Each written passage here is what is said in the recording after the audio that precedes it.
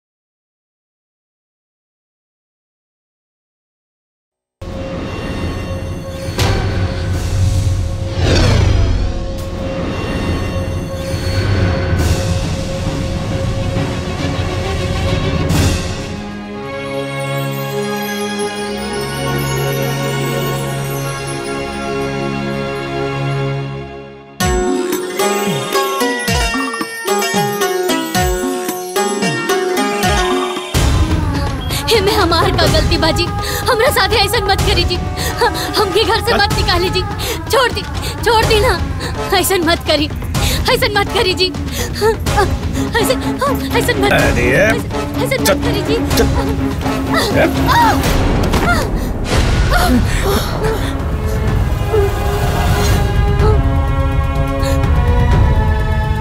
रे हमारा ना चाहिए तोरे नियर 5 मेहरारू। चल निकल, अभी के अभी हमारा घर से निकल। जब अपना माइक साथे।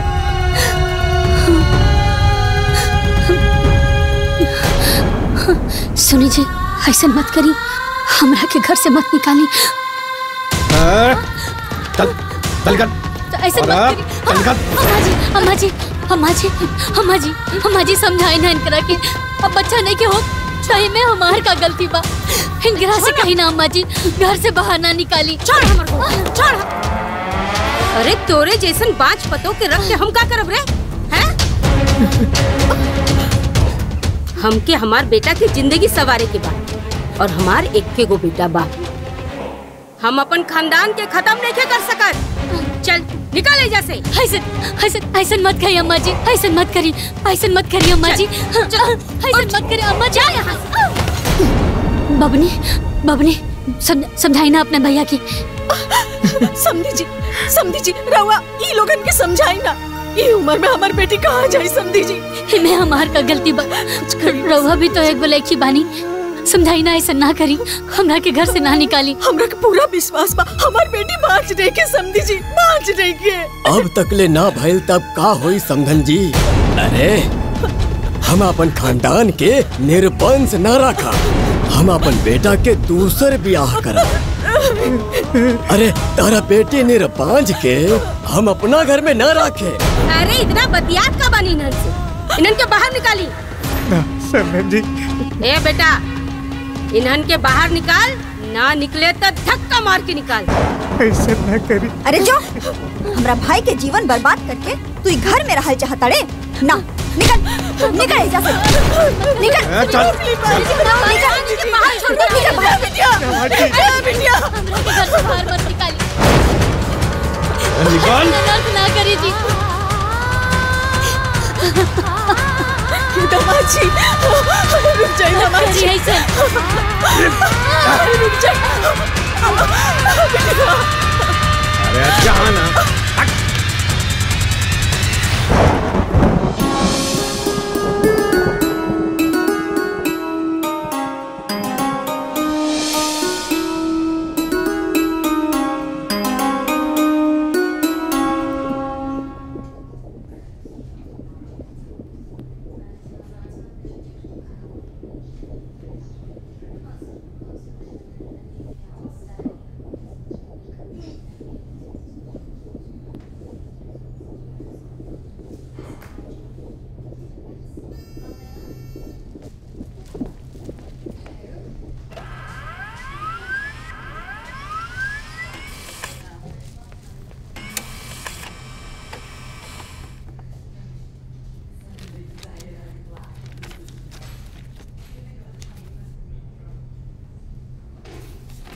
बच्चा 4 महीने का हो चुका है,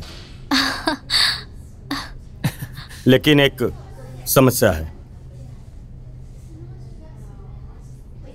क्या सर? इनकी ओवरी इतनी छोटी है कि 5 महीने से ज्यादा बच्चे को कैरी नहीं कर सकते।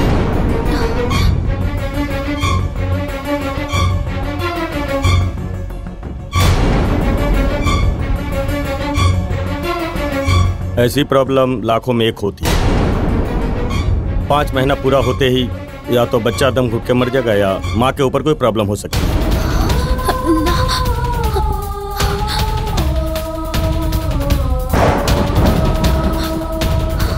देखिए, मेडिकल साइंस में तो मुझे ऐसा कुछ दिखाई नहीं दे रहा है। देखिए, आप रोइए मत, अपने आप को मजबूत कीजिए। सर कुछ तो करिए, वो डॉक्टर आई। देखिए, मैं एक डॉक्टर हूँ, मैं ऐसा थोड़ी चाहूंगा कि किसी के साथ ऐसा हो। आप पढ़े लिखे इंसान हैं, समझने की कोशिश कीजिए। देखिए, आप लोग कल आ जाइए, आगे की ट्रीटमेंट शुरू करते हैं। ठीक है, कल आओ। चलो चलो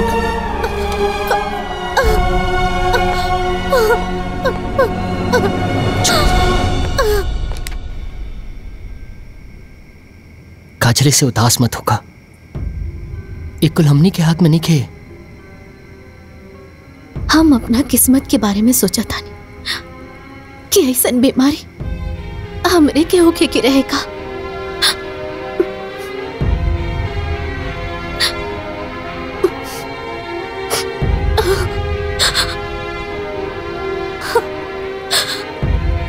एकरा में तहार कौन गलती बा हो? एगो शादीशुदा औरत के जिंदगी के सबसे बड़का खुशी होकर औलाद होला,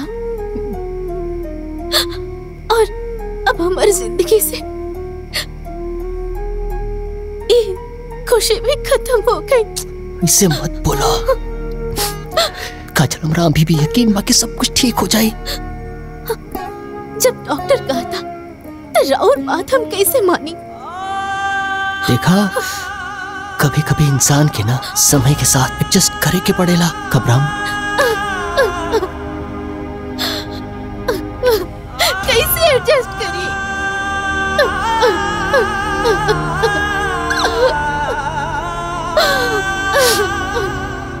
काजल, एकरा अलावा हमनी के पास चारा भी का बा। देखा, कल सुबह 10 बजे की अपॉइंटमेंट बा डॉक्टर से। देखा जी, कल का होता। अभी आराम करो।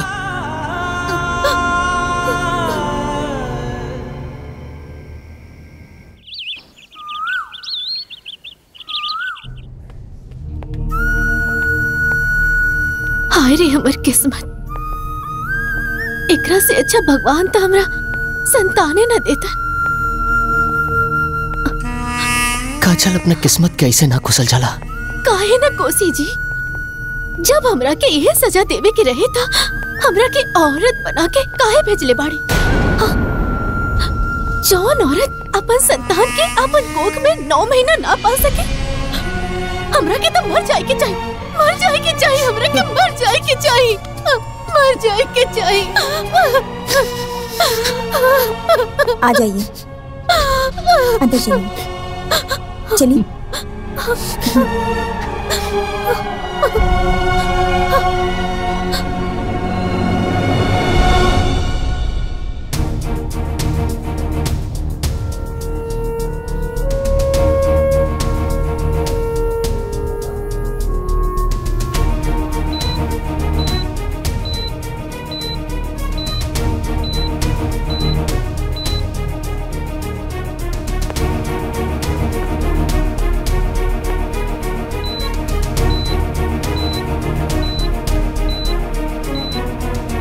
ठीक है आप?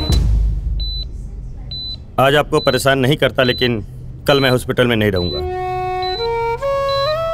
इतने सारे मरीज को छोड़ के आप चले जाएंगे? क्या करें, छठ का व्रत है ना। मेरी माँ ने मुझे छठ मैया से मांगा था। मैं हिंदुस्तान में कहीं भी रहूं, लेकिन छठ पूजा के वक्त गांव जाता ही हूं। छठी मैया की महिमा ही ऐसी है। और छठी मैया बड़े बड़े चमत्कार की है। छठी मैया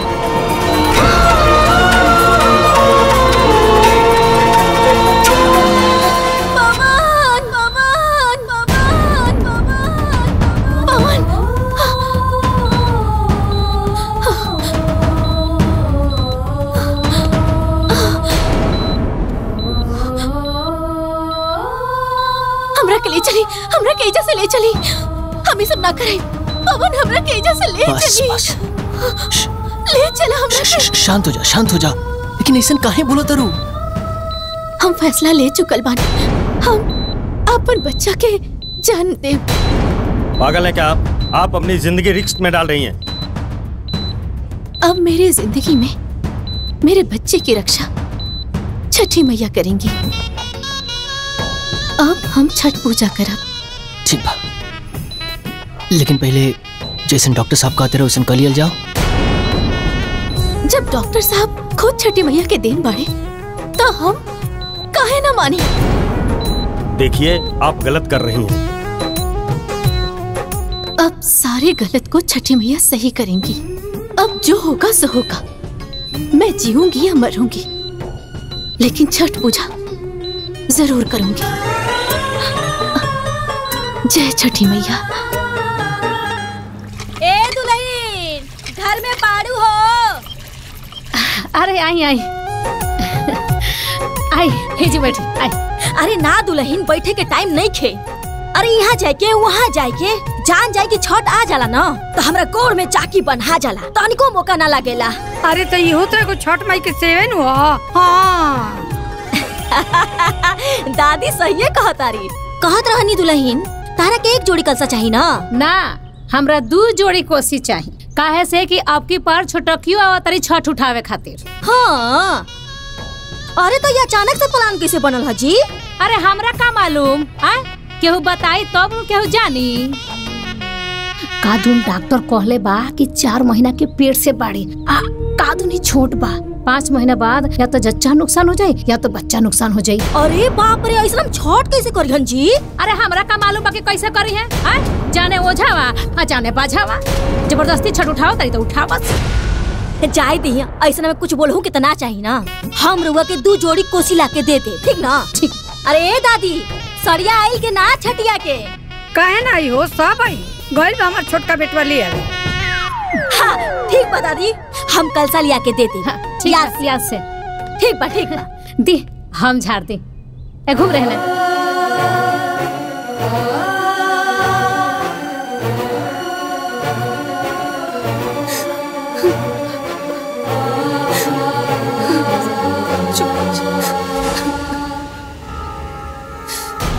का भेल दुल्हनिया रोवत जातिया? लगाता कुछ भाई होई ससुरारी में।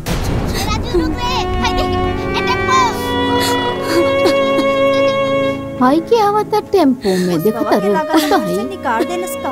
हाँ ये लगता।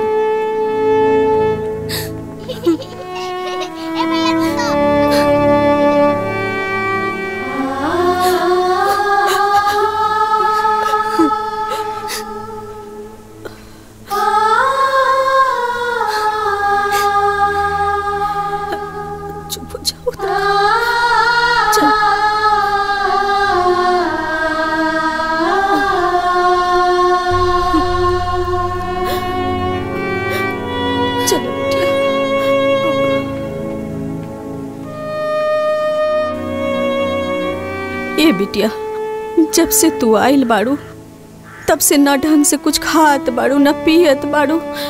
ऐसे भूखे प्यासे रहला से तोर तकलीफ दूर हो जाई का? बोला। हाँ दीदी, खा ली ना खाना। ए माई, दीदी के खाना खिलावा। लेना तनी सा खा ले बिटिया, खा लेना बिटिया।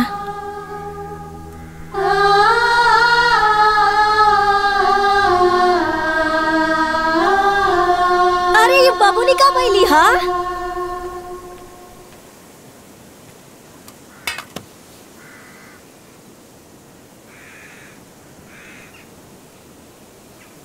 काहे इतना उदास पानी? का बताई बबनी, एकर तो किस्मते खराब बा। बियाह के 8 बरिस हो गई, बाकी भगवान बहिन कुछ देलन ना। अरे तो में इनकर कौन दोष बा दीदी? एकरा किस्मत में जो लिखल होई उहे ना होई। एकरा ससुराल वाला एकरा घर से निकाल देले बड़े।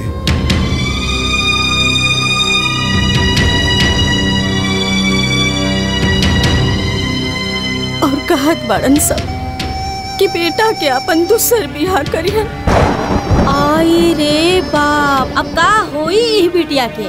का बताई बबुनी, ये सोच सोच के मन रोहाइन रोहाइन भइल बा। ए दीदी एगो बात कही, काहे ना बबुनी के छठी मैया के व्रत करई तू? कितना लोगन के छठी मैया गोद भर देले बाड़ी, का जानी बबुनियों के कल्याण हो जाए।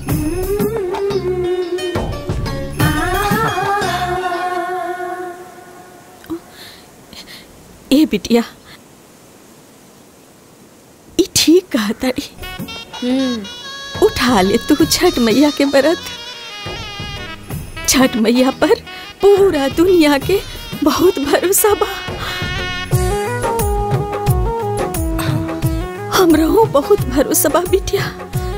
छठ मैया तोर दुख सुनिए, तोर दिन ठीक कर दिए बिटिया। उठा ले छठ मैया के व्रत, उठा ले।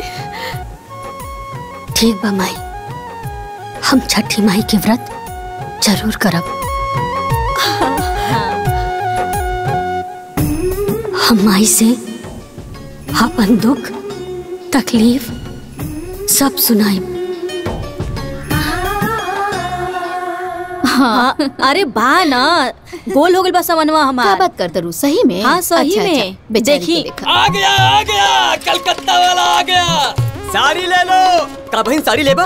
ना ना ना, आ गया झमकौआ साड़ी, फॉल वाला साड़ी, पीको साड़ी। देखते बानी का कही? हां साड़ी बेचे वाला आई बा। ए अरे बुलाओ तनी। ए इधर आ, इधर आ। अरे बहन जी साड़ी नंबर 1 है। ए भैया चाची साड़ी ले आई। सब साड़ी बिका जाए। अरे हमरो लेवे के बा। हां हमरो के लेवे के लिए पड़ी साड़ी वाड़ी।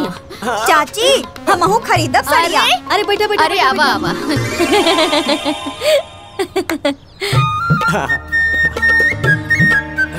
हाँ देखल जाए। ये देखिए। ए बेटा, आज तो हर सब साड़ी बिका जाई। वाह चाची, तो बड़ा खुशी के बात बा। नीमन नीमन दिखाई है। जी जी, ये साड़ी पसंद करी। देख ये देखी कैसे बा? चाची आई देखी। अरे तनी तार गोटा वाला वो दिखावा। लहरदार ई देखी, हाई देखी। हाँ? ए चाची, अगर एकरा पहन लेबू और घाटे पर चल जाइबू तो पूरा घाट झमके लागी। देखी देखी, आई देखी। अरे एकदम बनारसी साड़ी बा। देखी देखी देखी कैसन बा। हाँ ये दीदी उन्हें ले ली। ठीक बा चाची, आई देखी। तोहरे पे ज्यादा अच्छा लगी। हाँ बढ़िया बा। ए बेटा, हमरा के बेसी महंगा वाला साड़ी ना चाहिए।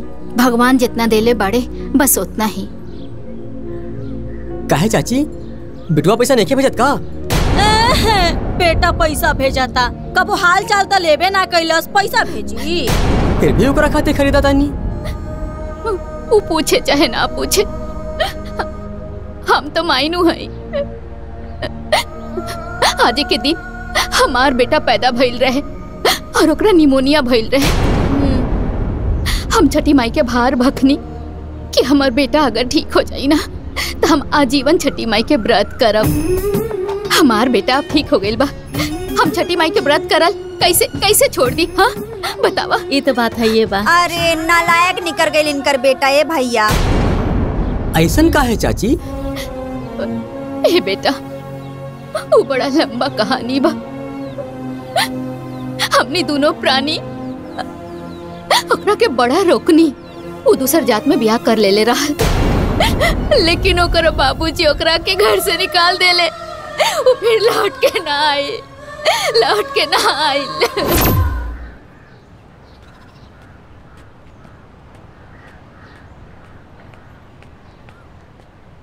ली रवा चाय पी। ए जी खेतवा जोता गईल? हाँ हाँ सब जोता गईल। अच्छा अच्छा। थोड़ा सा और 1 बीघा बचल बा।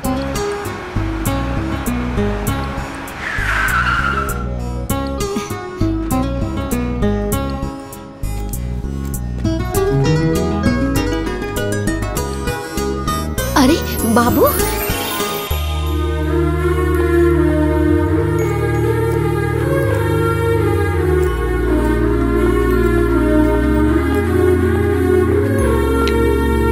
प्रणाम बाबूजी। प्रणाम माई। खुश रहा बेटा।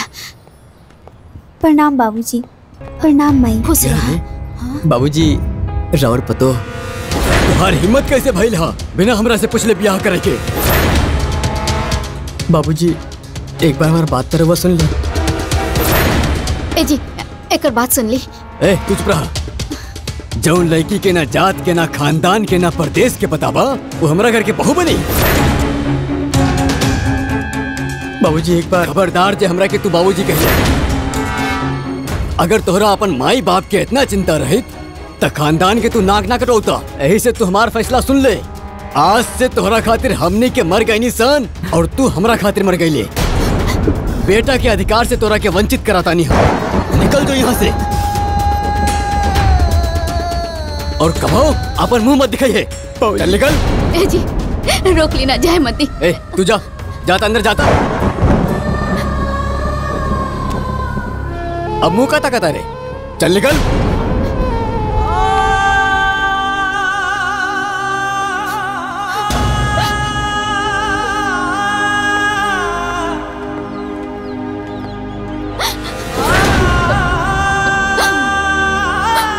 एक दिन रहे और आज वो एक दिन बाप मरला के बाद से वो कभी लौट के ना आइल, ना कबो फोन कैले हमरा के।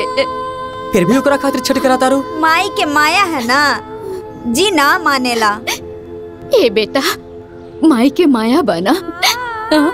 बेटा जहाँ भी रहे खुश रहे। जब तक जिया तब ले छठ मैया के व्रत करब हम। ए बेटा तोहर कितना पैसा हो गई? चाची भइल तो 450 रुपया, लेकिन रउआ खातिर 100 रुपया कम हो जाए। हाँ ठीक बा। हाय हाय ला द ए साड़ी द। ला हाय हमरो पैसा रख ला। हाय साड़िया पैक कर द। ए सुना एकर पैसा ना कलैबा ना त दे दे। अच्छा ठीक बा ठीक बा। ए बेटा हम चूल्हा पे दाल रख ले बानी, तनी देख के आवा। ठीक बा। का चाची है साड़िया ले ले बाड़ू? हाँ सुंदर बा। हाँ बढ़िया बा। नमस्ते चाची। खुश रहा बेटा। माई बाबूजी आ गए पटना से। अच्छा हम जाता नहीं। हाँ हाँ बेटी जा।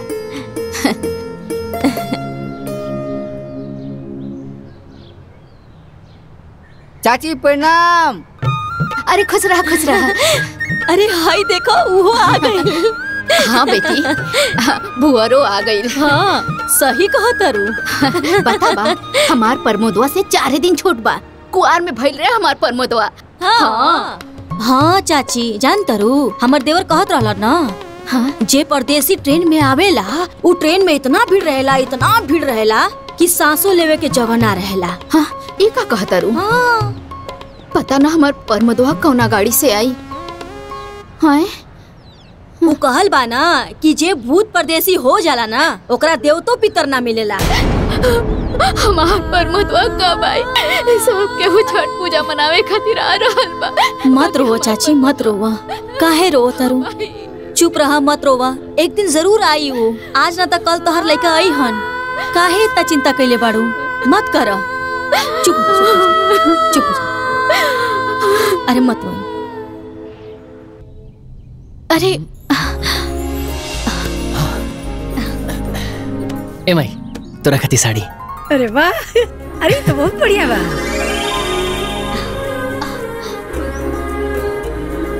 माई एकदम खाटी सूती के साड़ी हा।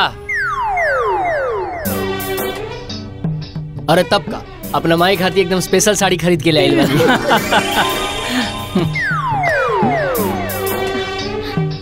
एक मिनट, शाबाश।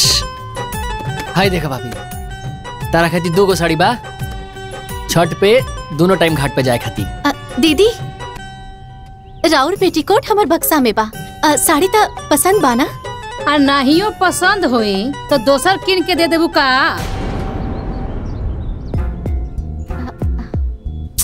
अरे पम्मी के मम्मी साड़ी तो बढ़िया बा, फिर तू ऐसन काहे बोलत हो? अरे उ पूछली हो तो बोल देनी, रउआ का बीच में कूदता नहीं। अच्छा ठीक बा। ए भाई जी, हाय देखा तारो खाती करता बा। ई बा हमनी के छटकी पमिया खाती। चाचा ड्रेस तो बहुत सुंदर बा। जब हम छठ घाटे जाएब ना तो सबके कहब कि ई कपड़ा हमार चाचा ले आइल बड़े।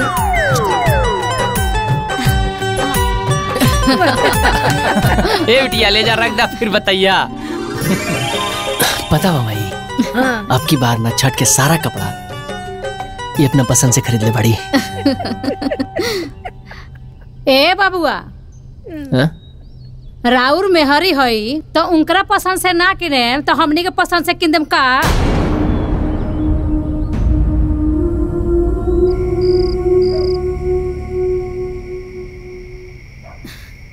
अरे बाप रे बाप। आ उल्टा बोलब जरूरी रहल है का? उल्टा बोलनी है? उनकर मालकिन ना ही का? तो बोलब जरूरी बा। अरे 5 साल हो गई ओकर बियाह भइले, हर एक साल छठ पड़ेला, आज तक ले एको गो साड़ी लेके आइल बिया। अब की बेर लेके आइला सिया त का जरूरत रहा अंगना में छितर लगे। देखा छठ के त्योहार बा, माहौल खराब मत करा। तो रउओ कान खोल के सुन ली, ओकर लियाइल साड़ी हम ना पहने। जब रउआ हमरा का साड़ी किन के देम उहे साड़ी पहन के हम घाटे जाए। पागल हो गइल बड़ू का? अरे ओकरे मन में तकलीफ हुई, ओकरा मन में दुख लगी, ऐसे पहले काहे ना लेके आओ तो लसिया उ? देखा पम्मी के माई, बेसी ड्रामा हमरा के पसंद ना बा। बड़ी श्रद्धा से लाइल बा, पहन ला फिर बाद में रख दिया। अब दुश्मनी ना करा, वैसे भी बेचारी कितना तकलीफ में बा। हम का करी ओकरा तकलीफ बता? ओकरा तलवा में तेल लगाई बैठ के। पगलेबू ढेर, चुपचाप सूझ जा। अच्छा बेटा बेटा,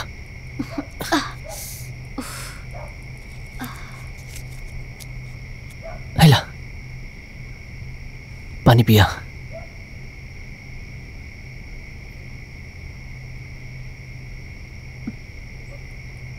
अभी का हाल बा बेटा? पता ना मैं देखना दिन पर दिन इनका तबीयत खराबे होकर जाता। ए बेटा, ये हाल में कैसे छठ करी है? अब वही ही हाल बा तो आगे का होई? हमरा कुछ ना हुई माँ जी। देखा अभी भी समय बा, जिद मत कर, मान जा। देखा तार मन बा तो छठ में भाग ले ली है, लेकिन व्रत मत करा। ये हमर और हमार भक्ति के इम्तिहान बा। ये हमार छठी मैया की कृपा के इम्तिहान बा। जैसे सब लोग भरोसा करेले वैसे ही हमहू भरोसा केले बानी। हे छठी मैया, अब सब रउरे हाथ में बा, लाज रखब छठी मैया। देखा ये कुल 1.5 रुपया खर्चा आवता। तो कैसे कल जाए? एगो काम करा कि 1.5 में 21,000 हमार लिख ला। तार हो 11,000 लिख ला। अच्छा परमोदवा के फोन करके बोल दी है, तोर दोस्त है ना? हाँ फोन करके कह मंगा लिया। आ तू ए भैया हमरो 5,000 लिख ला, बचौले बानी हम। चला चलो ठीक बा। भैया कहानी लखनऊ से कमा के अले बानी, तनी बढ़ा देता तो लाए हो तो। चलो तब एक काम करे कि 31 का दा। चला ठीक। चल आप गांव में चल के मांग ले जाए। हाँ चलो। बोलो छठी मैया की जय। अब तू नाम नोट कर। चल दा।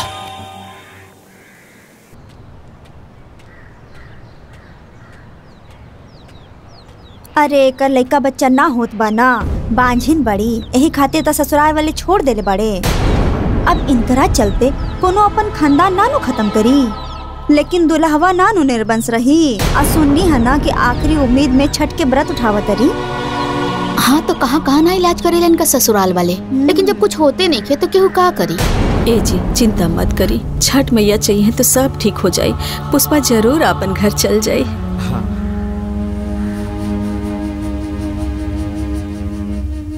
ए बिटिया का भइल, तू इतना उदास लगत आड़ू? कुछ ना माई। चाचा प्रणाम। अरे खुश रहा बेटा, आ गईला। खुश। हाँ लगले इनिया। अरे छठ, हाँ छठ वाला चंदवा दा 501 रुपया। हाँ। दे दे। ला बेटा। 1000। अरे वाह। बाबू राउर मेहरारू भी छठ करतिया? हाँ करत बिया। तू जानते बड़ो की कितना तकलीफ में बिया हूँ। जच्चा बच्चा दोनों के जान खतरा में बा। ए बबुआ इहो के तो उहे हाल बा। अब तो छठ मैया पर ही भरोसा बा। छठ मैया सब ठीक कर दी है। जय हो छठ मैया। चलते। जय छठी मैया। जय छठ मैया। चल चल भैया।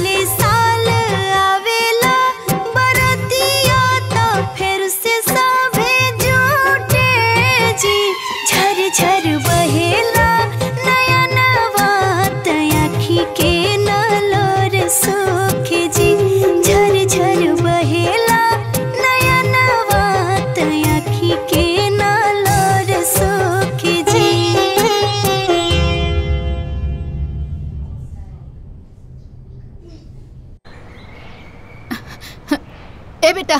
हाँ? अरे रुका लोगन। ए हरावा का भेल चाची?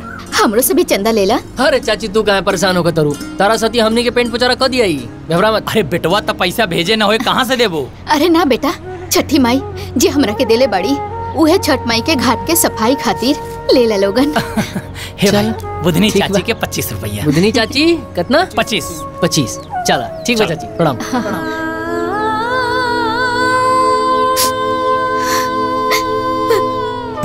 कितना हो गया भैया? काम भर हो गया बा। अच्छा एक काम करा कि भाई इनका से बोल के जितना पेंट रंग बा कुल मंगवा लिया। भैया जानता रहा आपके टेंट एकदम बढ़िया लगी, ठीक बा? हाँ अच्छा। और एक बात और जानता रहा क्या? सुनीलवा लाइल बा एकदम नया नया टेंट हाउस। हम तो कहनी है ओकरा से बतिया के तने से कम करा के ले लिहल जाए, वजह से सज जाए सब। वो ठीक है बा। टेंट हाउस तो बढ़िया बा, लेकिन ओके खातिर बढ़िया पैसा तो लागी। चंदवा कहाँ वसूलाता? एक काम तू लोग कान खोल के सुन ला, कुदारी छैटी खुरपी लेके सीधा घाटे पहुँचे घाट साफ करेगा। चला चला चल।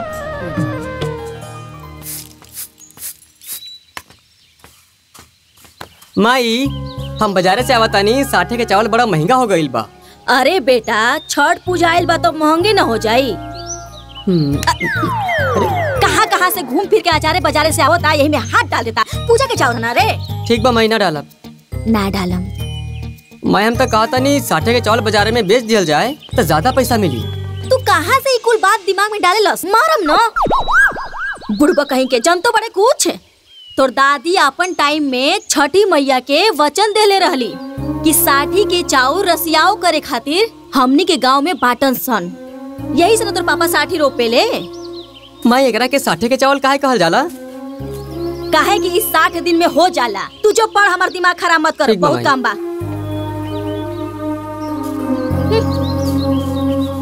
हे भौजी, इस साठे के चावल तनी हमरे घर में भिजवा दी। हाँ भेजवा दे तनी बाबू से। अरे बुधनी चाची के यहाँ केहू नहीं खे। हाँ चाचू के यहाँ भेजवाइम ना, भेजवा दे। जाई रुआ हम भेजवा दे अपन लड़का से। जय छठी मैया। ठीक है, जय छठी मैया। कितना काम बाटे हे भगवान। पूरा गांव के छठ उ पोखरा पर होला। जब बेटी बिना दामाद के अकेले घाट पर जाए और लोग पूछिए तो का जवाब दिया जाए? तो का कहे चाहतनी रुआ? हाँ अरे जब किस्मते विपक्ष बा तब बर्दाश्त तो करे पड़ी ना। बिटिया छठ भूख ले बिया, छठ मैया चाहिए तो सब ठीक हो जाये। अरे ऐसे कैसे ठीक हो जाए?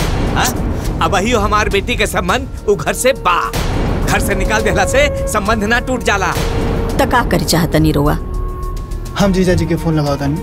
अरे फोन लगौला के कोनो जरूरत नहीं खे। ते ले चल हमरा के ओकर ससुरारी ले चल।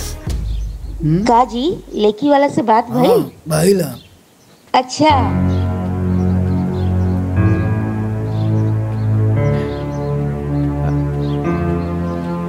प्रणाम। ए समधन जी, पहली बेर हमार बेटी छठ उठावतिया।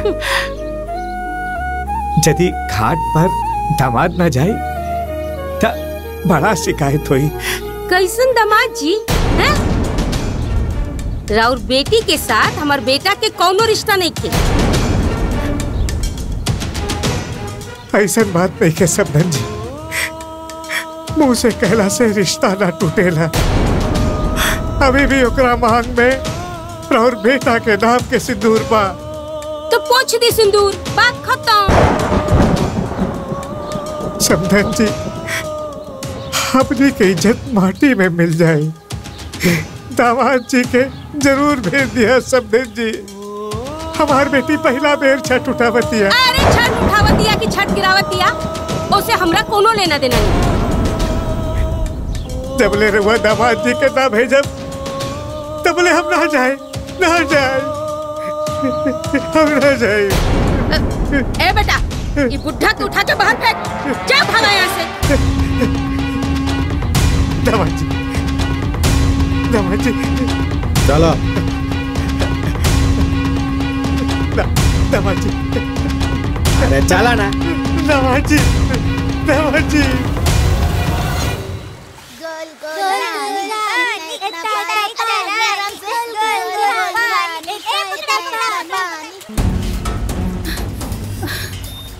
अरे कौन बाबू आए? का भाई? अरे जल्दी आई। ए जी, छुटकी अंगना में बेहोश होकर गिर गई बिया। माँ जी जल्दी चली। अरे चली जल्दी, पता ना का हो गई। भागिए दादा। हल्का भाई के चाहिए लेकिन तू लोग गिर कैसे गइल सरे? काजल काजल कब तरह काजल घबरा मत उठाओ उठाओ जल्दी काजल काजल हे छठी मैया तोहरे दिन चलता हमरा पतो करे छठी मैया हे छठी मैया तोहरे दिन चलता तोहरे पूजा कर जाता नहीं हे छठी मैया हे छठी मैया।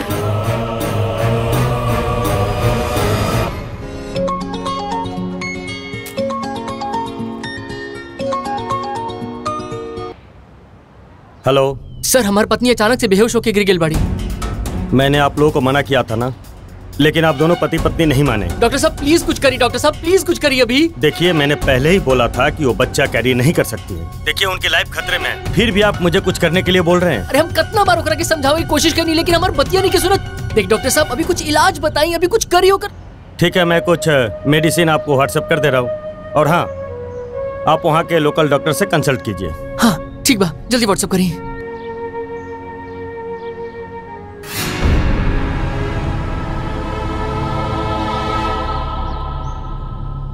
सुई दवाई दे ले बानी, थोड़े टाइम में होश आ जाए, कोनो चिंता करे के बात नहीं की।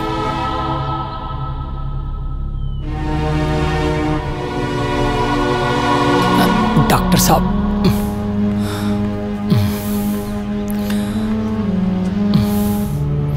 हे छठी मैया दया करी, हे छठी मैया रौरे दिन चलता अपन दया बनौले रखी हे छठी मैया। अरे हम प्रार्थना करत रे छठी माई। अभी से ई हाल बाटे, आगे पता ना का होई। अरे हमार तो करेजे पर हाथ बाटे हे छठी मैया।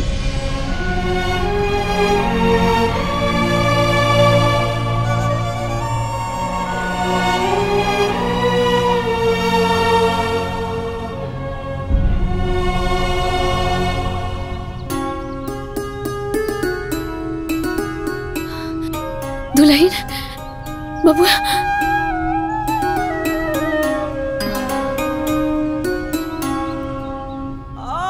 हमनी के बात काहे नहीं घुमाना, काहे जिद कर ले पड़ो। काजल तारा कुछ हो जाए ना तो हमार जान चल जाइयो।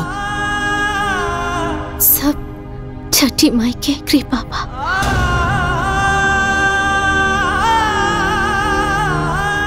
हमरा के कुछ ना होई। अरे दुल्हन तू पढ़ल लिखल हो गए, काहे ऐसा मूर्ख जैसन बतियावत रू? अरे वही यामा जी के छठी में गोहराव तो नोटिस सुखाता, आ तारा बुझात नहीं खे हो। दीदी हमरा के अपन जीवन के कोनो परवाह नहीं खे। हमरा के सिर्फ और सिर्फ अपन छठी माई पर भरोसा बा। चाहे वो हमरा के जिंदा रखी या मार दिए।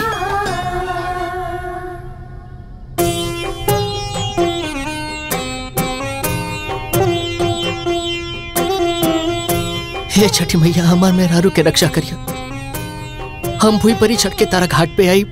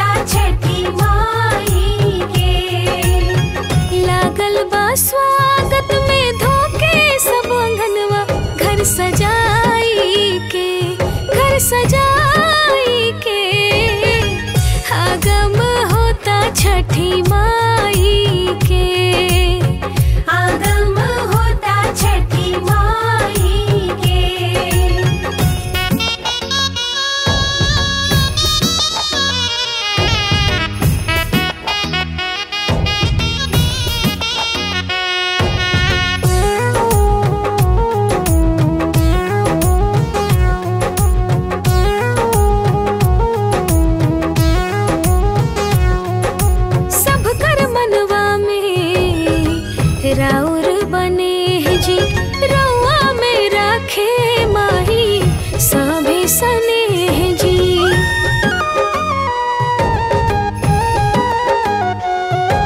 सब कर मनवा में राउर बने है जी रउआ में राखे माही सभी सने है जी। तन मन से सभे बाटे खड़ा मैया रउआ अगुवाई के आगम होता छठी माई के आगम होता छठी माई के।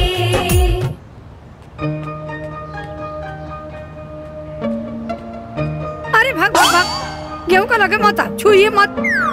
ई छठी माई के व्रत के गेहूं सुखता पूजा करे खातिर, समझ लू। तो तू काहे बैठल बाड़ू? अरे गेहूं अगोरतनी, पूजा के गेहूं सुखावतनी। केहू जुठिया मत देव, चिड़ै चुरुंग आदमी समझत नहीं खू। अगर ये झूठ हो जाता दादी का होई? अरे बिटिया छठी मैया खिसिया जाई हैं, तू समझत नहीं खू। ई बड़ी पवित्रता के व्रत है। अगर गुस्सा जी है तो का होई दादी? अरे उ श्राप देवे लगे हैं, जाना तारू। छठी माई के व्रत बहुत शुद्धता पवित्रता से कल जाला। जूठ काट से छुआओ ना, समझ गईलू। जा उन्हें खा ल, हाथ धो ल, तब इन्हें आई। ठीक बा, जा।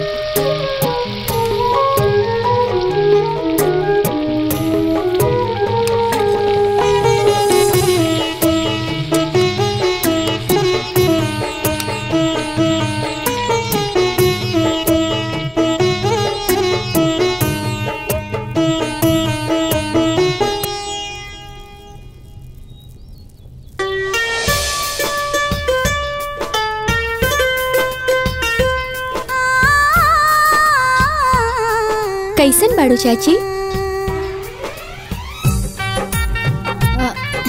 ठीक बानी, बाकी हम चिन्हत नहीं थी। के बाड़ू बेटी तू? हम ब्रह्मदेव बाबू के बेटी है, छठ में आइल बानी। अच्छा अच्छा अच्छा, आवा बैठा।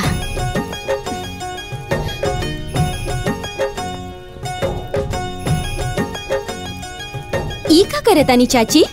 ए बेटी, मसूर के दाल में से चना बिना तनी। ए चाची, चना की दाल में से चना की दाल बिना तानी? हाँ?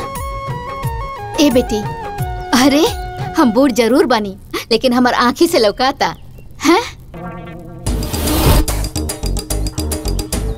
चाची ध्यान से देखी, हम झूठ नहीं की बोलत।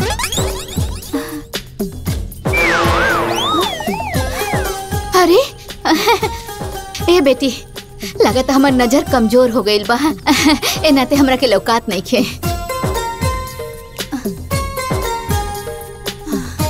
घर में तो केहू नहीं खे लौकत, तो ई छठ केकरा खातिर करतानी? ए बेटी, अपना बेटा खातिर करतानी। अच्छा, कहाँ बाटे राउर बेटा? बोली ना चाची। वो तो बेटा जाने 10 साल हो गई, ओकरा बाप के मरला तब से वो एक को बेर हमरा के याद ना कैलस, ना हमरे लगे आइल की हम कैसन बानी। ए चाची, काहे वो छठी माई के हर साल व्रत करतारू जे तो हर बेटा के नहीं खे बुला सकत? ना बेटी, छठी मैया के बारे में ऐसा ना बोलल जाला। काहे ना बोली चाची? जवन छठी माई एगो माई के अपन बेटा से नहीं खे मिलवा सकत, तो कवन दम हो छठी माई में? अरे छोड़ दी व्रत, एकदम बेकार बाड़ी तो हर छठी माई, एकदम बेकार। अरे चुप हो जा, चुप हो जा। छठी मैया के बारे में ऐसा ना बोलल जाला। तू निकला हमरा घर से, चला जा हमरा घर से जा। अपना छठी मैया के बारे में ऐसा ना सुन सकीला। जा यहाँ से, ना सुन सकीला, जा यहाँ से। हमार छठी मैया हमार मनोकामना जरूर पूरा करिए, जरूर करिए। जय छठी मैया। अरे बहना, आप अपने ही भक्तों से ऐसा कौतूहल क्यों करती हो? अपने प्रति अपने भक्तों की श्रद्धा देखकर मुझे अत्यंत प्रेम की अनुभूति होती है। इसीलिए तो हर साल मैं छठ में अपने भक्तों के बीच रहती हूँ। आप धन्य है बहना।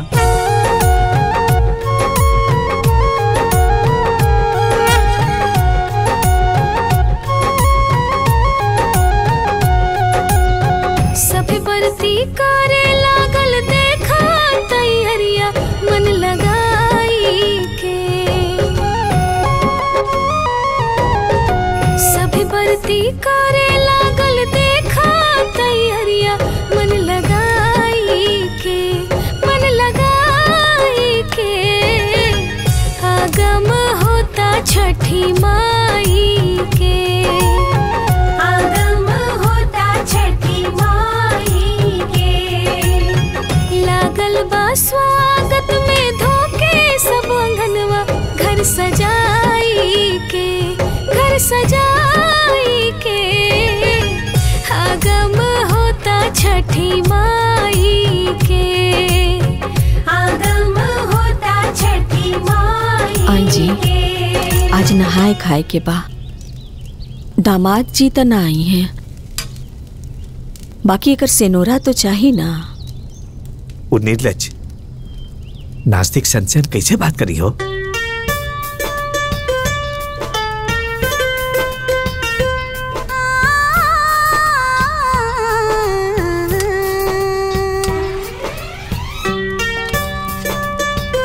अरे नहाए खाए के प्रसाद बने लागल का?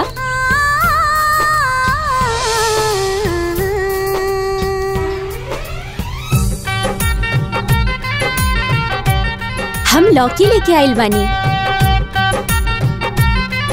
तू के बाड़ू बबनी? रउआ लोगन हमरा के नहीं के पहचानत का?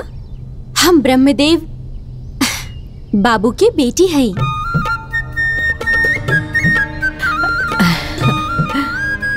और ई हमार भाई दिनकर हवन। अच्छा, छठ करे आइल बाड़ू का? अरे नाना, हम अभिले छठ नहीं खे उठवले। पुष्पा दीदी भी छठ कराता नहीं का?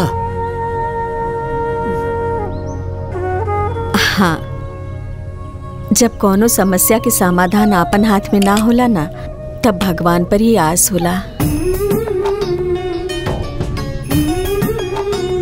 बाकी ना भगवान इनका पक्ष में बढ़े ना इंसान। मतलब समझ में ना आई। मतलब हमार बेटी के औलाद ना भइला पर एकरा के ससुराल से धिक्कार दिहल गइल बा।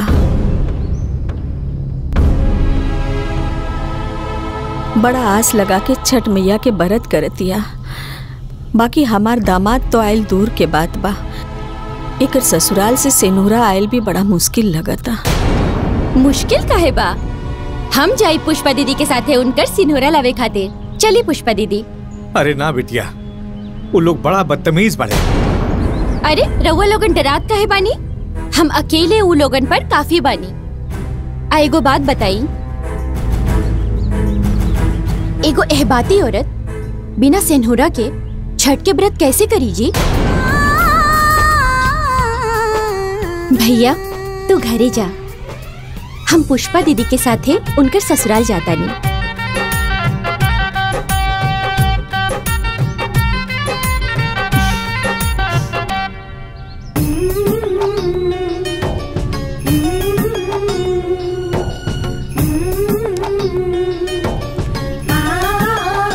चली दीदी। अरे ए बेटी, तू कहाँ ले जात बाड़ू? अरे अब यदि केहू औरत के कमजोर समझी, वो ओकर सबसे बड़ा भूल होई।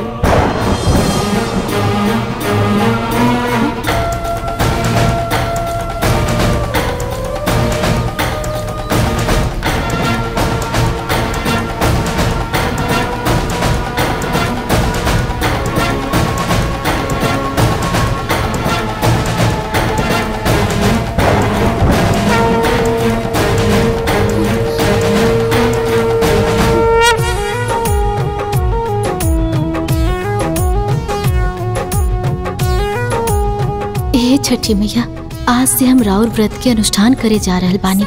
हमरा के अपन शरण में राखी। ए छठी मैया, हमर कोख के रक्षा करब। जय छठी मैया। हे छठी मैया, बड़ा ही आशा विश्वास के साथ हमने व्रत शुरू कैले बनी। हमारा पत्नी के रक्षा करिए मैया। सब कर मनवा में राउर बने जी, रउआ में राखे माही सभे सने जी। तन मन से सभे बाटे खड़ा मैया रउआ अगुवाई के आगम होता छठी माई के, आगम होता छठी माई के, आगम होता छठी माई के।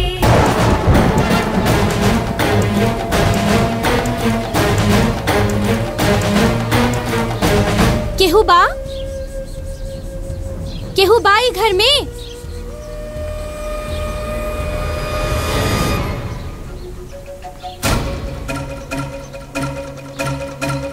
हाय देखा, पहले बाप आवता फिर बिटियो आवतिया।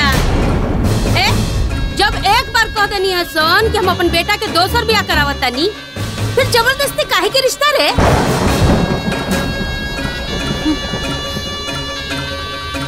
देखी माँ जी, अगर ई उम्र में राउर बेटा पुष्पा दीदी के छोड़ दी है तो पुष्पा दीदी के का होई? हाँ, तो हम अपने घर में बाजन भइल पतों के काहे रखब भाई? ई तो गलत बात बाना। किस्मत के हाल ये जाना था। ई बदकिस्मते भी आ, एकर किस्मत ना बदल।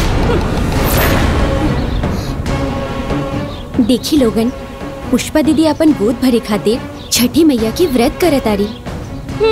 हालांकि ई व्रत में घर के सब लोगन के शामिल होके के चाहिए। बाकी कौनो बात नहीं खे, एक दिन रउआ सब लोगन के सद्बुद्धि जरूर आई। तबले पुष्पा दीदी के सिन्होरा दे दी, काहे कि एगो सुहागिन औरत बिना सिन्होरा के छठ पूजा कैसे करिहन? केकर सुहाग हो? हमार भाई एकरा के कब के छोड़ देले बा। ए, तू जकरे पक्ष में आइल बड़ू प्रधानी करे ना, तो कान खोल कर सुन ला, चुपचाप ऐसे से निकल जा, न तो मारत मारत ना हाल ठीक कर दे। अरे छोड़ न माई, जब अगली से कोनो रिश्ते ना रखे के बाद का होई सिनोरा फिनोरा।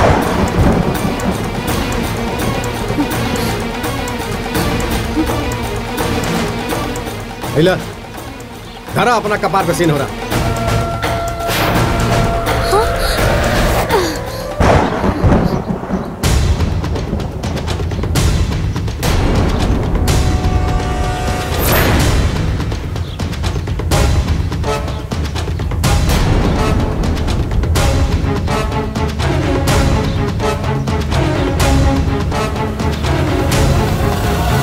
एगो सुहागिन औरत के साथ ऐसन बर्ताव रउआ लोगन के शोभा नहीं दे। अच्छा, तो का करी?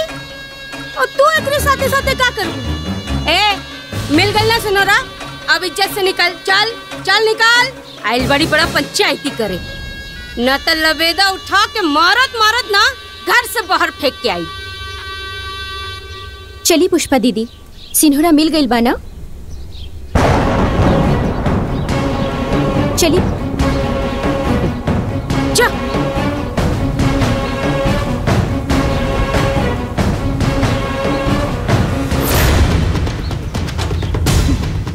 विनाश काले विपरीत बुद्धि।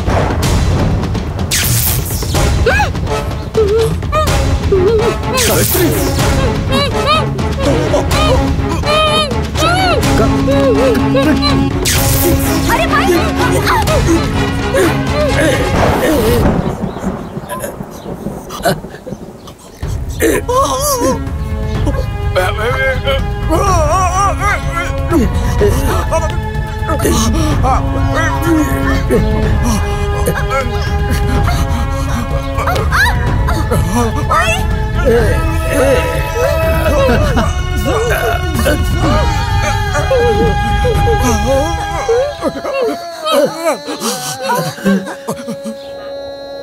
बहना, अपने भक्तों के प्रति आपका ये उग्र रूप मुझे कुछ समझ में नहीं आया। मैं माँ हूँ। अगर मुझे अपने भक्तों से असीम स्नेह रखने का हक है तो मुझे उन्हें दंड देने का भी अधिकार है। आपका रहस्य आप ही जानो बहना।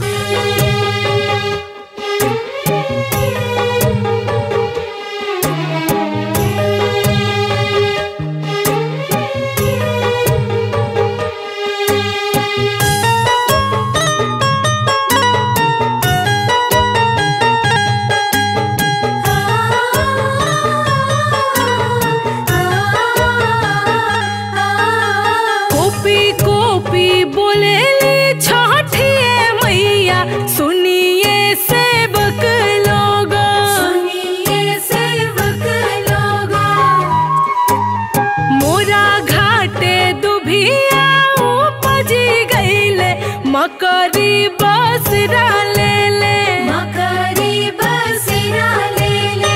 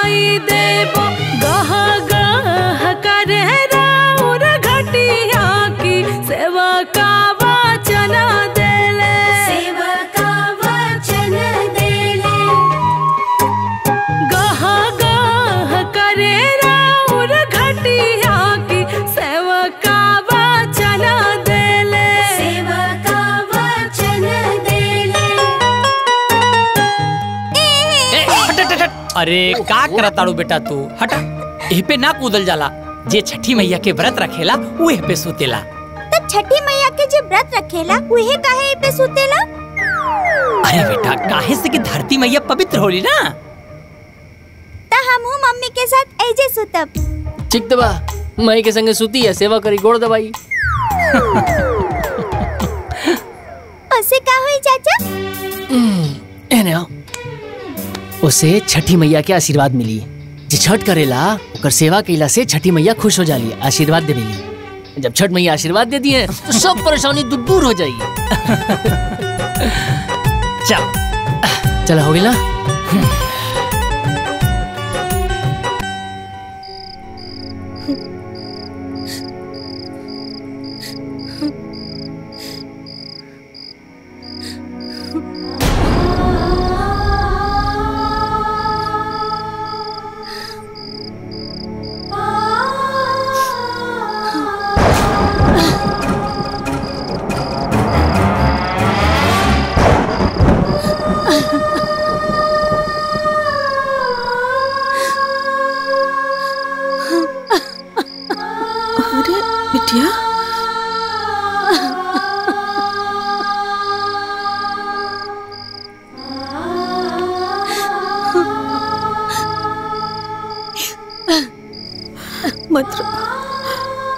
मत रो बेटी, छठ में सब ठीक करिए, सब ठीक करिए।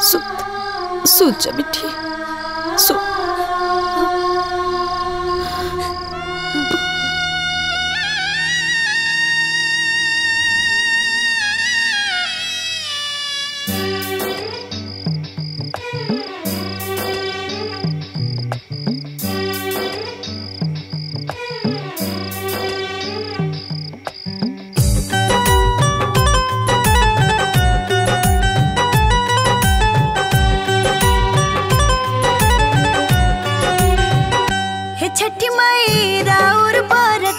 बड़ा पावन जी,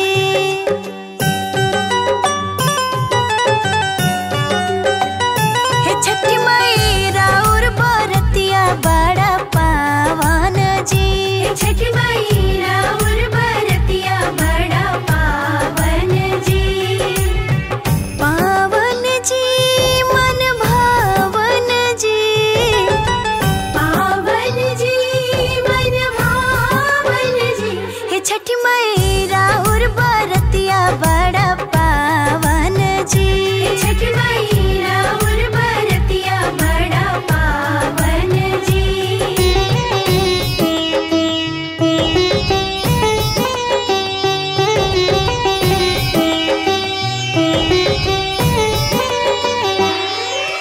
रउआ बिराजी घरे घरे, गाँव घरे घरे ना करे करे, रउआ बिराजी घरे घरे, गाँव घरे घरे ना करे करे, लागताट खूबे लोभावन जी, लागताट खूबे लोभावन जी, हे छठी माई राउर बरतिया बड़ा पावन जी, हे छठी माई राउर बरतिया बड़ा पावन जी।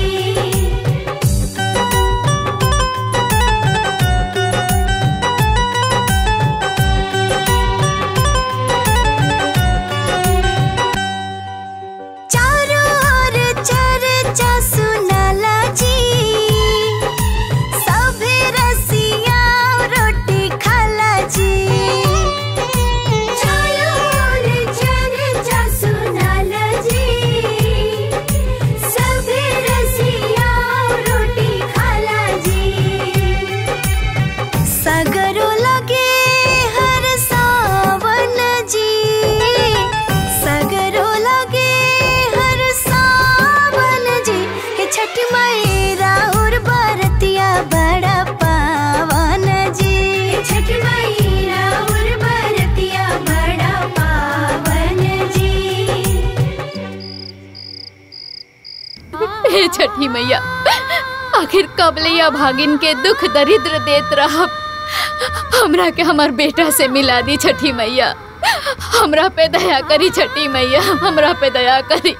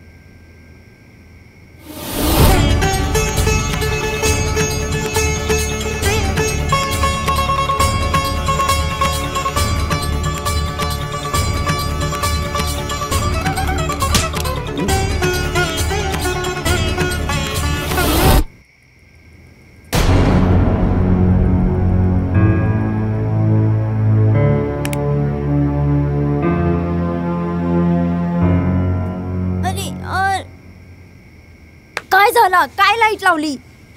किसी ने गाल पे बहुत जोर से थप्पड़ मारा मेरे। क्या बकवास कर रहे हो? ये यहाँ पे मेरे अलावा कोई है क्या? चलना यार, झोपना खूब रात सोना, मेरे को नींद नहीं आ रही है। ओके, गुड नाइट। हाँ, गुड नाइट। काय करतस? जाओ।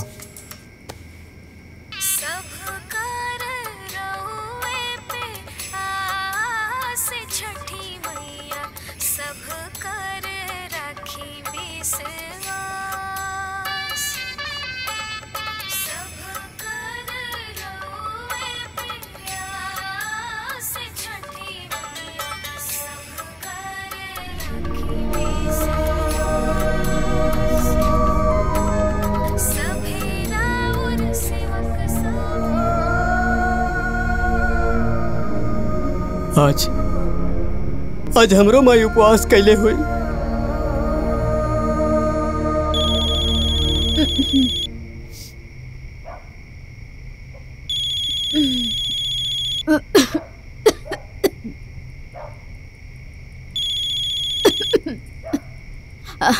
Hello hello.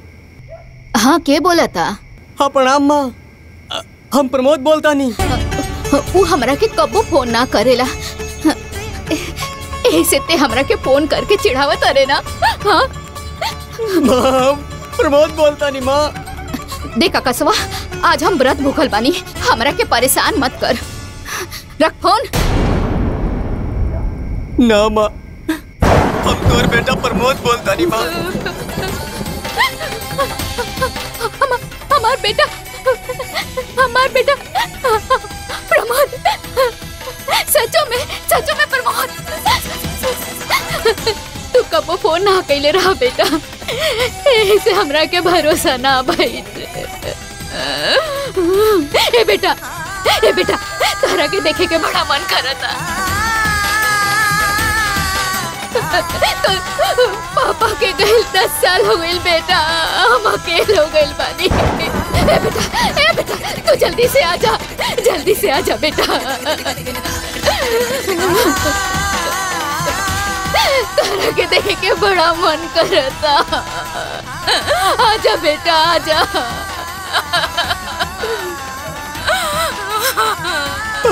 माँ, हमार हाल बानी माँ।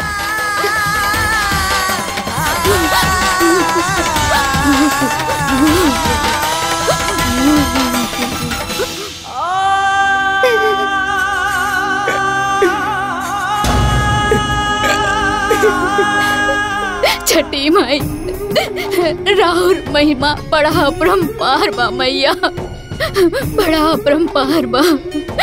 जय छठी मैया।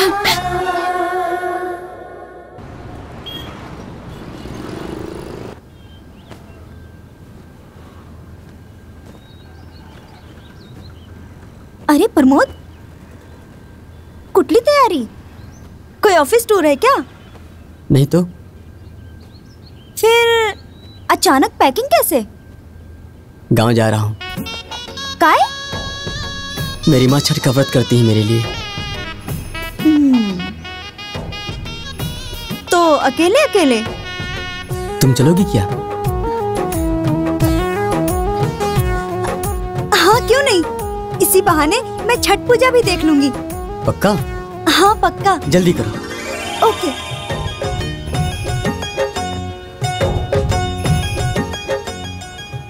ऐकला प्रमोद, हो। मैं तुमसे कुछ कहना चाहती हूँ। कहूँ? मैं नहीं कहूँगा तो नहीं कहोगी? मैं ना आज ही से उपवास रख के माँ जी की हेल्प करना चाहती हूँ। अच्छा जल्दी करो, हमें 10 बजे तक पहुँचना भी है।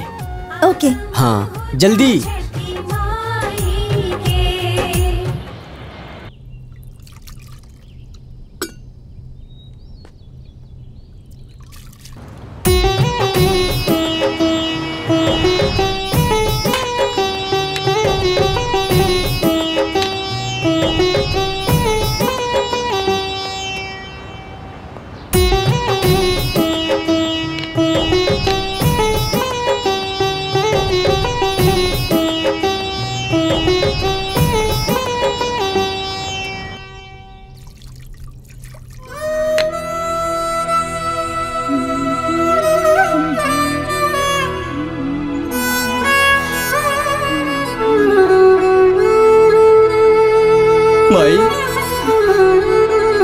माई।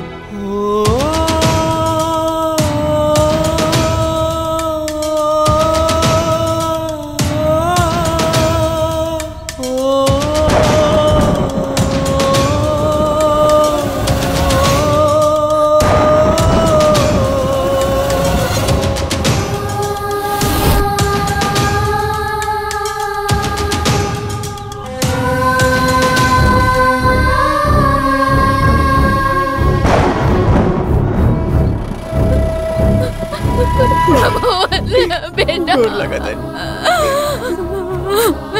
बेटा तू आ गईला बेटा।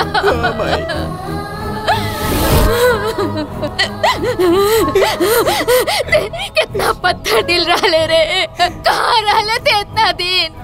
अरे तोरा बाप के मरले 10 साल हो गई बेटा। एक तो बार ना सोच ले कि तोर माई जियत होई कि मरत होई। अरे तोर रात जोहत हमर आँख पथरा गई ले बाबू, हमर आँख पथरा गई। अरे केहू अपना माई बाप से इतना नाराज होला कि अपन घर द्वार छोड़ के चल जाला। कैसन पत्थर दिल बाड़े रे, बोल ना कैसन पत्थर दिल बाड़े। हमरा से गलती हो गई माई, हमरा के माफ कर। हमर बेटा। माँ जी हमें माफ कर दीजिए, हमें आपकी बहुत याद आती थी, बस डर के कारण यहाँ पे नहीं आ पाते थे माँ जी। हे बहू, अब तहर ससुर जी ना बाड़े, खाली तहर सासे बाड़ी। ये घर दुआर सब तोहनी के ही तबाह। कोनो गलती हो गई होके तो माफ कर दो। नहीं माँ जी। बेटा बहू आवा भीतर चला।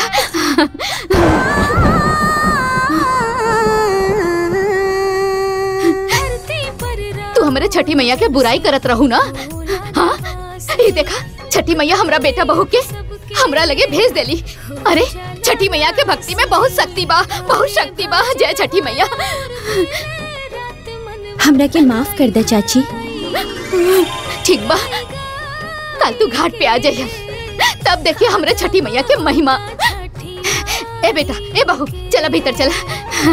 आगम होता छठी माई के, आगम होता छठी माई के।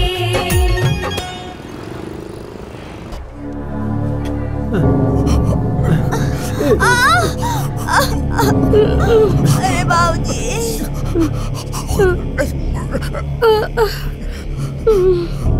अरे माई गुड़वा के का हो गई? ए डॉक्टर साहब कुछ करे ना, मुझे तो जान चल जाई, वो दुखाता। आप सबका ब्लड रिपोर्ट मेरे पास आ चुका है। का भइल बा हमनी के? कोई बीमारी नहीं है। अरे तो फिर काहे ये ऐसा काहे होता कोई? यही तो सोचने वाली बात है। हमने तो सारा टेस्ट करवा के देख लिया, अब हमारे हाथ में कुछ भी नहीं है। अब आपको भगवान ही बचाएंगे। रउआ डॉक्टर हो के ऐसा बात कहता नहीं। चमत्कार तो भगवान ही कर सकते हैं। भगवान की शरण में जाइए, वही कुछ कर सकते हैं आप लोगों के लिए। हे भगवान। छठी मैया, छठी मैया।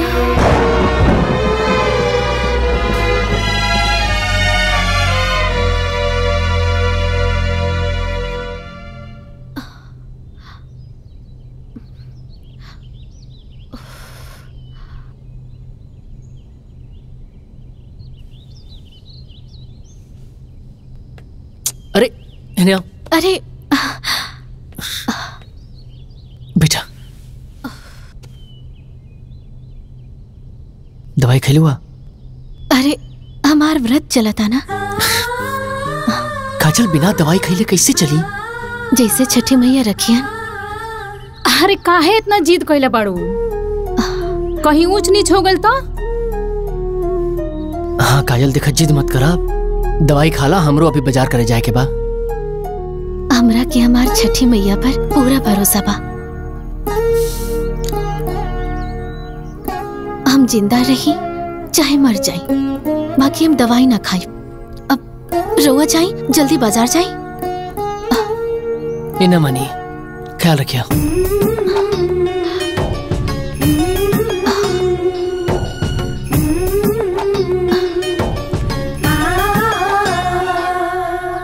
हे छठी मैया,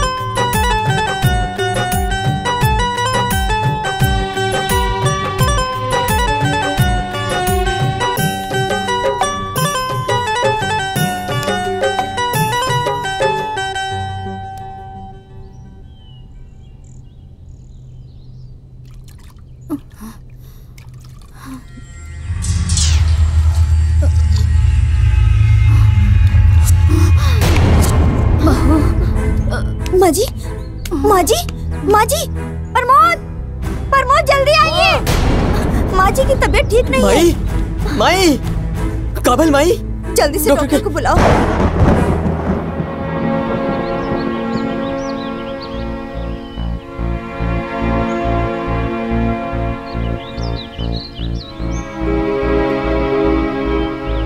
यहाँ के बीपी बहुत लो बा।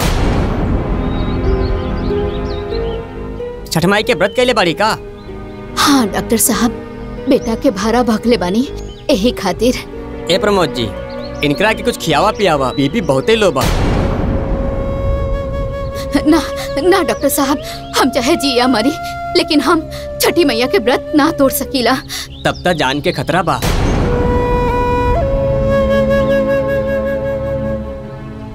माँ जी, क्या मैं आपका ये छठ व्रत नहीं कर सकती? मैं भी तो उपवास हूँ। आई हो दादा, हम तो ऐसा ना सुनले रही कि बिना नहाए खाए खरना के छठ माई के व्रत हो जाला। ना हो दादा। अरे हम तो लेकिन कितना देख ले बानी कि अगर केहू शारीरिक रूप से सक्षम नहीं खे तो वो पहला अर्घ के दिन भी व्रत रख के ये पूजा कर सकेनी। हमरो माए ऐसे ही करेली छठ व्रत। ना ना, चाहे कुछ हो जाए, हम छठी मैया के व्रत ना छोड़ सकीला ना। माई, तू हमरे खातिर नु छठ व्रत करेलू, अब से हमार मेहरारू करे तो में का दिक्कत बा? कुछ न हुई चाची, सब कुछ एकदम सही हुई। हाँ जी, हम कहीं कहीं ऐसा ही सुन ले हैं। ना केहू कुछ भी कहे, लेकिन ना, हम छठी मैया के व्रत ए बेटा ना छोड़ सकीला, ना छोड़ सकीला। ए चाची, जब सब कहता तो मान जाना। माई, इतना लोग कहता, लोग के बात मान ला माई, अपना पतोह के छठ करे दा माई। चाची मान जाई, सब कुछ बहुत बढ़िया हुई। हाँ, मान जाई। ठीक बा, जैसन छठी मैया के इच्छा।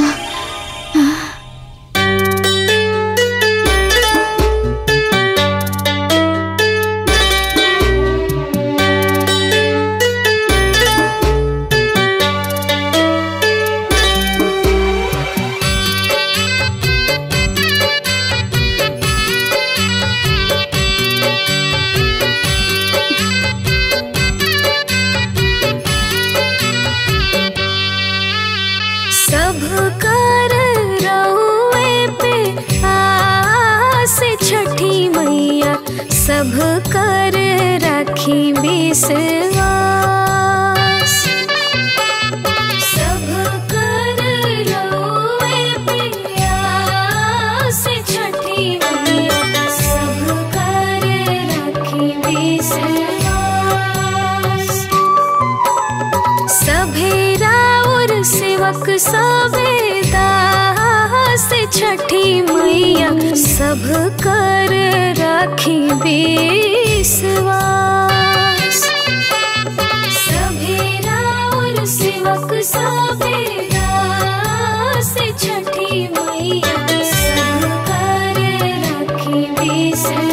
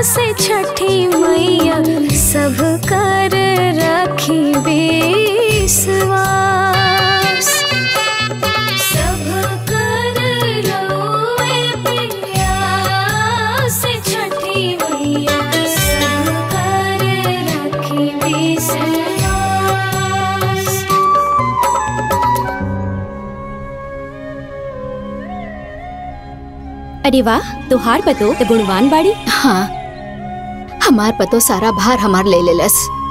ए बात की हमरा के बड़ा खुशी बा। ए माई, तुहार पतो बहुत गुणवान बिया। हाँ, देखा तरु बुधनी चाची के पतोहिया कितना नीमन ठेकुआ बना रहल बिया। हाँ, छठ के व्यवस्था बहुत बढ़िया कैले बिया। अरे वाह, आप तो सारा काम बहुत अच्छे से कर रही है। जगह बदलने से विधि विधान थोड़ी ना बदलता है। आज की डेट में छठ पूजा को कौन नहीं जानता।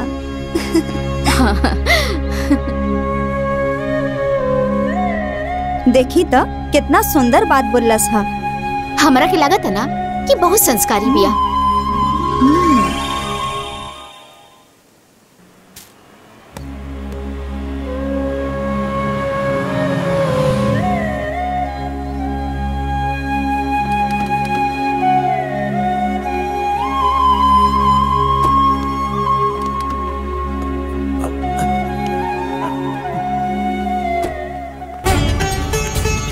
जीजा जी,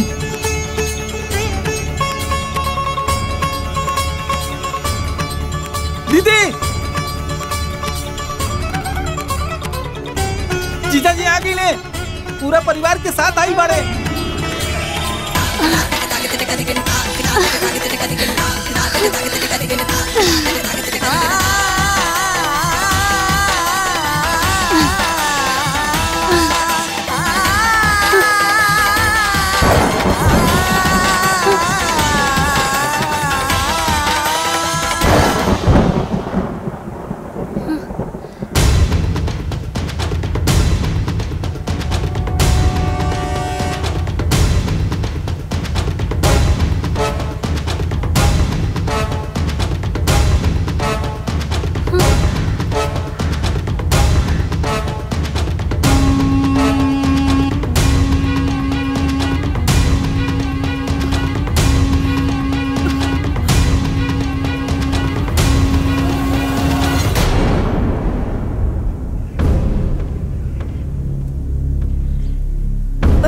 ये सब का हो गई जी?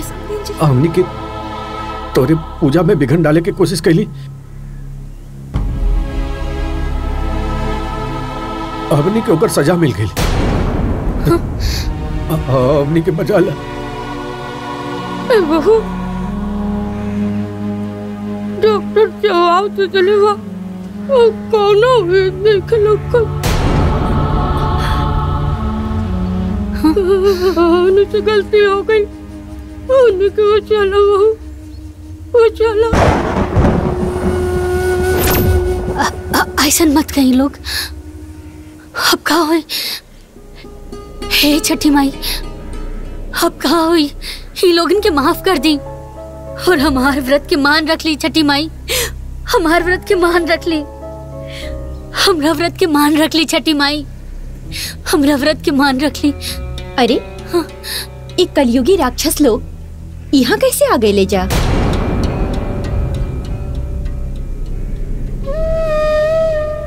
देखी ना बहन, हमार पति के न जाने का हो गइल बा।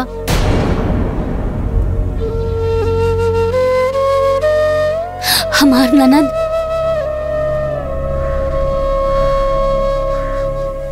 ससुर और सास की न जाने कौन बीमारी धले ले बा। ई लोग तोहरा साथे जैसन व्यवहार कैलस, ओकरा बाद भी तू ई लोगन के साथे हमदर्दी जोड़ताड़ू। अरे ई लोग तो अपन कर्म के सजा भोग रहल बाड़े, भोगे दो। यही के लायक बा। राक्षस बा ई लोग, राक्षस।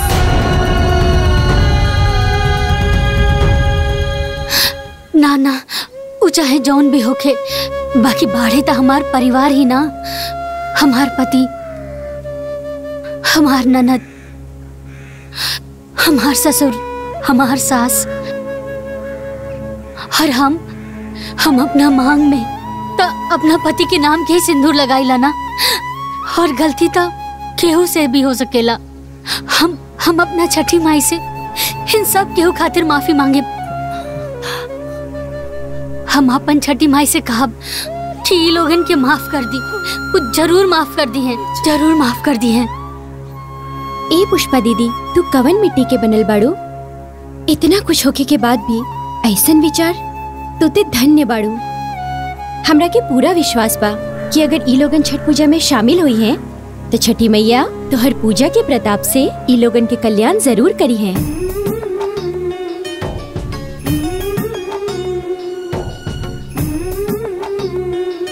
हाँ, माई चली ना जी।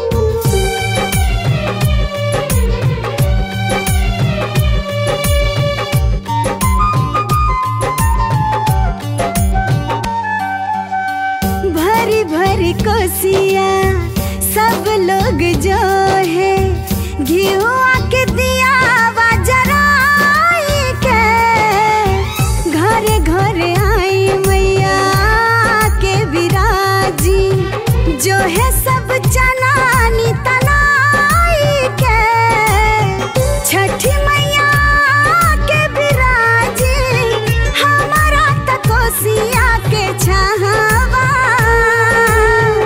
सांझ भइला छठी रहब रोवा सांझ भइला छठी रहब रोवा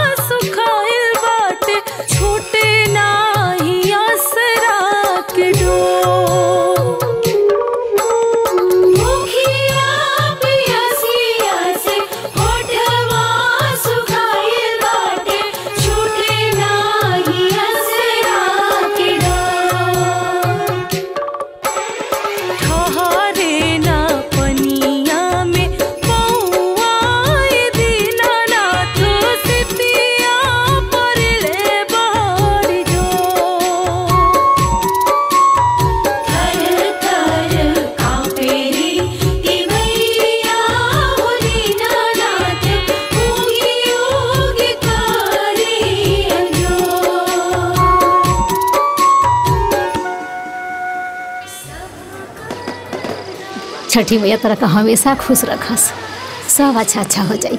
हाँ, हाँ, हमरो के लगा दो।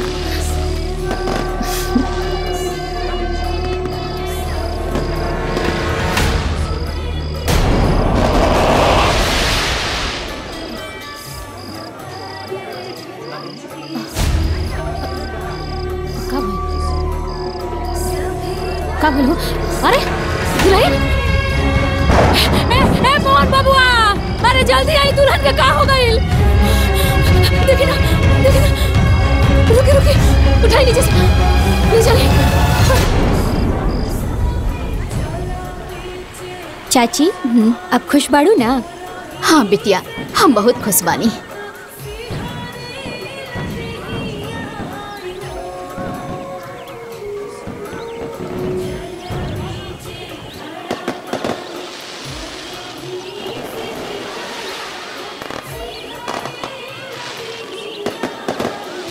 जय छठी मैया।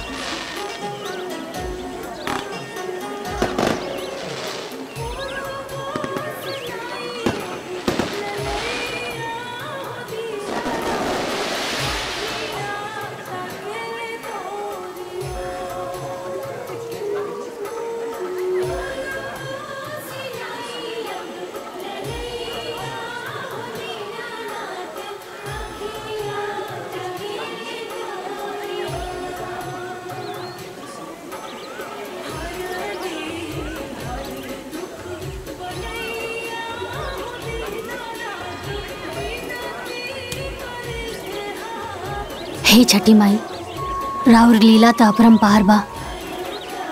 ई बेर सब केहू के माफ कर दी, अगला बेर से सब केहू राउर व्रत रखी। जय छठी मैया। ए पुष्पा दीदी, छठी माई इस सब लोगन के जरूर माफ कर दी है।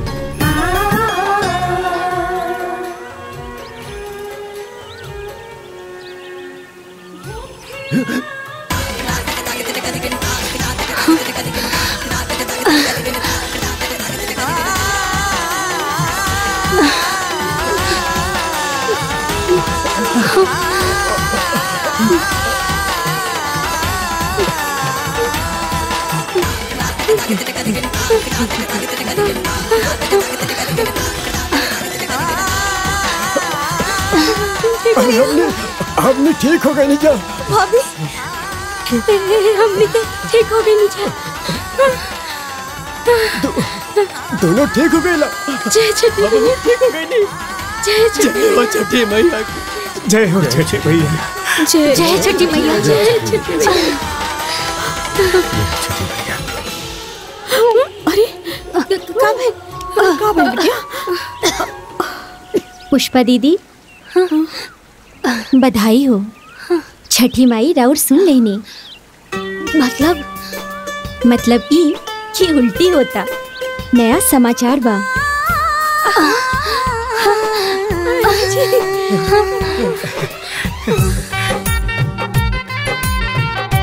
छठी मैया हमने के सारा इच्छा पूरा कर देलिन जी।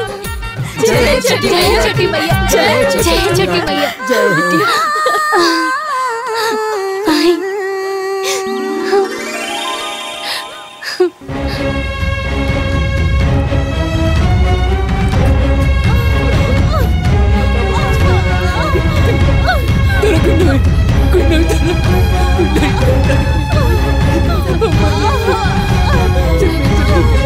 जय छठी मैया। हे छठी मैया, हमारे बाबू के जल्दी ठीक कर दे। छठी मैया, हे छठी मैया, दया कर। हे छठी मैया, हे छठी मैया, दया कर।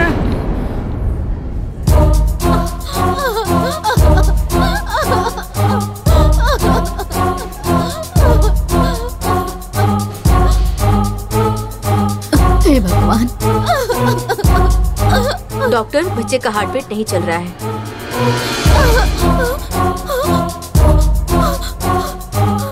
लगता है बच्चा मर गया है सर।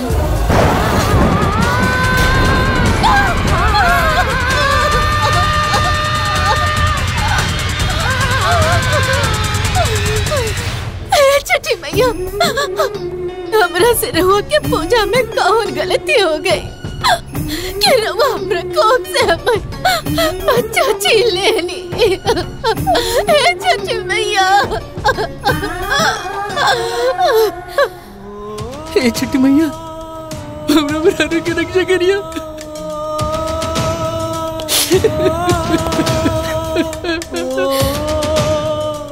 माँ जी, छठी मैया सब ठीक कर देंगे। हे छठी मैया, दया करो छठी मैया, कल्याण करो ओकरा ऊपर। अब रौरे भरोसा में हे छठी मैया, दया करो छठी मैया, बहुत भरोसा बा रौरा ऊपर हे छठी मैया, कल्याण करी हे मैया। डॉक्टर कह रहे जच्चा यह बच्चा ना हे छठी मैया बड़ा ने और सने से रारू छठ उठौला सी अच्छी मैया ओकरा ऊपर तरी कृपा करी और अपन आँख खोले है छठी मैया। छठी मैया ओकरा लाज रख ली है माई। जिसने भी मेरा व्रत किया मैंने उसका उद्धार किया, तो तुम्हारा उद्धार कैसे नहीं करूंगी बिटिया।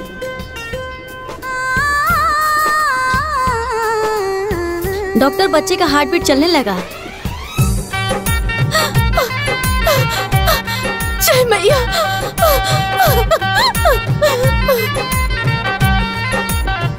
ये तो छठी मैया का चमत्कार है। बच्चा एकदम स्वस्थ है, जच्चा और बच्चा दोनों स्वस्थ हैं। जय छठी मैया, जय छठी मैया।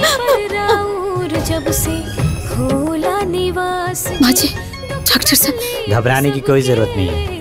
इनका बच्चा एकदम स्वस्थ और सुरक्षित है। जच्चा बच्चा दोनों ठीक है। ठीक है। जय छठी मैया। ये सब छठी माई के कृपा से भइल बिटिया। हे छठी मैया। काजल, ए जी सब ठीक हो गए।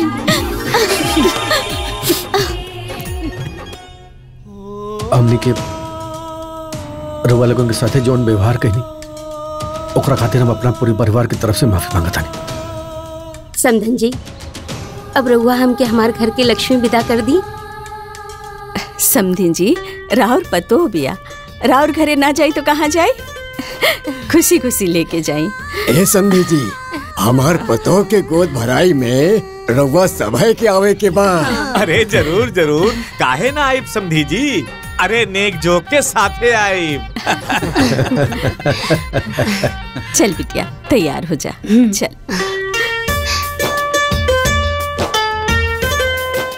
वाह मेरी बहना, तुम्हारी महिमा अपरंपार है, इसीलिए धरती पर तुम्हारी जय जयकार होती है।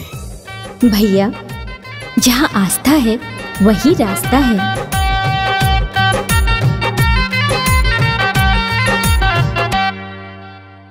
जोड़ा जोड़ा कोसिया भराता सबका अंगनवा में, सरधा के फुलावा फुलाता सब कर मनवा में। कोसी भरी सभे लोग जो है आ जाए बानी रवा जहावा। सांझ भइला छठी रहब रवा कहवा, सांझ भइला छठी रहब रवा कहवा।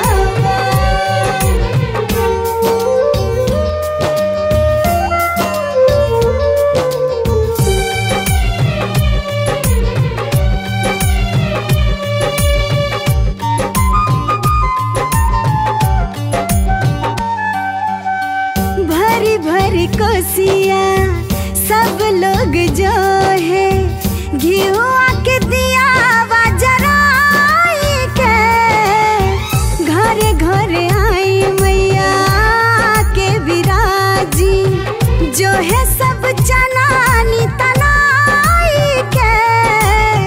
छठी मैया के विराजी। आपन पसंदीदा फिल्म देखे खातिर डाउनलोड करी दंगल प्ले ऐप।